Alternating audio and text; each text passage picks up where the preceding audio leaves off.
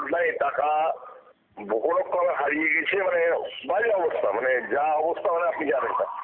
মানে এটাতে আপনার যে কি হবে, মানে টাকাটা যে উঠবে কিনা, যেহেতু ব্যাংকই দেখে বসেছে।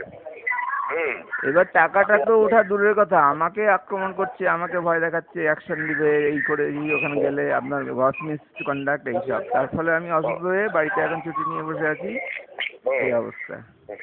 শোনেন, আমি ঘটনাটা জেনে আপনাকে ফোন করতাম যে এরকম ঘটনা কিন্তু ঘটেছে। আপনাকে ব্যাংক পরিষ্কার বলছে কাস্টমারের কোনো ফল্ট নেই, কোনো ফল্ট নেই।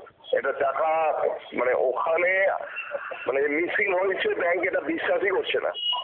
মানে কাস্টমার আমি ঠিক মতো যতটুকু করেছি তাতে আমার কাছে খুবই খারাপ রিপোর্ট দিচ্ছে। মানে যেটুকু করতে গেলে তাদের ব্যাংকই তো পুরো উল্টে আছে, একদম পুরো উল্টে আছে। আর আমার তো হাত পা বাঁধা, ভয় দেখাচ্ছে, কারণ নিয়মটা আমি জানি এটা ঠিকই নিয়ম, অ্যাকশন ব্যাংকেরই নেওয়ার কথা।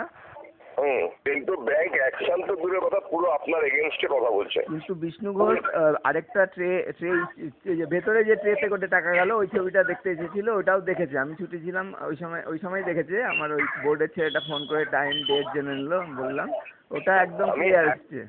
আমি একটা জিনিস অবাক হয়ে যাচ্ছি যে ব্যাংক কেন এটাতে জিনিসটাকে চাপা দিতে চাইছে, এটা আমার মাথায় ঢুকছে না কিছুতেই।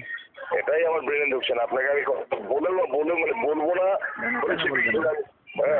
কিন্তু ব্যাপারটা ব্যাংক খুবই খারাপ অবস্থায় মানে আছে আপনার পিছনে, মানে পুরোটাই আপনার ক্ষতি করার জন্য এই জিনিসটা পুরো চেপে দেওয়া হয়।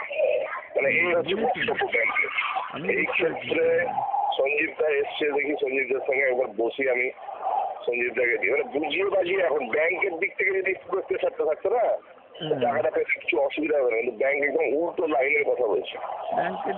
কেউ বুঝি করছে না, ইউনিয়নও চুপচাপ বসে আছে, কি মুশকিল বুঝতে পারছি না। সবাই পুরো ডেট এগেন্স্ট এটার ব্যাপারে। আমি আপনাকে দেখো যদি হয় আমার ওই দেখি প্রুফ দেখিয়ে দিতে পারবো।